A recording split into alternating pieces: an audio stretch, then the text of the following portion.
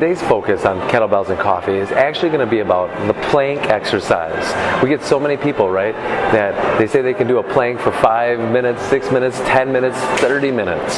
But I see a lot of people that even though they say they can do a plank, what it actually is less than what needs to be. And why is that? Anybody looks at the plank and they say, I can do a plank, I can hold myself up off the floor, but it's the true intent of the plank exercise that has the meaning. Just performing the task of holding your body up off the ground is not going to give you what you need, what you deserve to be stronger in your core. So what we find a lot of people do is that they're just going to survive that exercise, right? They're going to hold themselves up and they're just going to be trying to beat out that clock. So their backs will be sagging, or on the contrary, their hips will be rising up. And why is that? It's to give pressure away from the core and to kind of give yourself a little break. But when we're doing our planks, we don't want to give that break. We want our core to be fully engaged all the time. So what do I mean by doing a plank with intent? I mean, it seems like if I just get up and hold myself up, that should be intent enough. But when we're holding a plank, our hands, our fingers are spread wide. We're grabbing into the ground. And what that does there is that creates tension in my shoulders. Without that grab, my shoulders will start rising up towards my ears, which will take pressure off of my upper back. And my upper back is very substantial when it comes to bracing myself for the plank. Now on the flip side, what else do I need? I need my feet. What does the feet do? What the feet helps you do is to maintain a neutral pelvis. See, now what happens is when you let your feet go, which a lot of people do because they don't even think about their feet. They're just so worried about holding their body off of the ground that they're not even thinking about the intent of what's going on with their feet.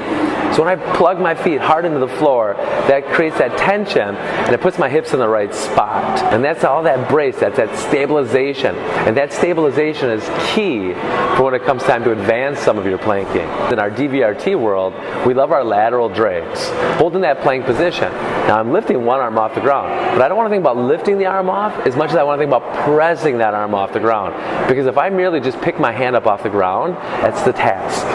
And so if I'm performing the task, it probably end up that I'm going to sink down and I'm going to be losing the integrity of my plank position.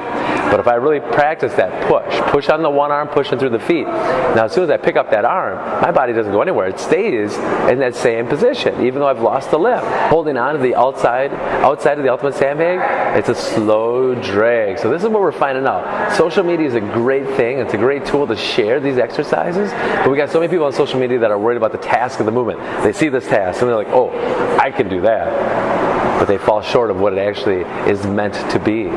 So people see the lateral bag drag and all they see is that we're moving the bag from one side to the other. They're not even noticing the speed. It's called a drag for a reason. So we get some people that launch our sandbags across their bodies and their hips are every which way. And they're thinking in their mind, I'm making this happen, right? But they're not. They're not receiving the benefits that they are looking for. So we want to make sure when we're holding our plank position that our feet plugged in the ground, hands plugged in the ground. Those hips are as quiet as ever. And that's another luxury of pulling the ultimate sandbag slow across your body, is that I can really focus on that hip position. If I'm just gripping and ripping and muscling that ultimate sandbag across, then I can't be focused on what's going on in the middle. That right there is where the rubber hits the road. So creating a better plank, creating a more versatile plank, creating a more real-world strength plank, taking it to the next level. Let's do that. Let's have fun with that. And you're welcome.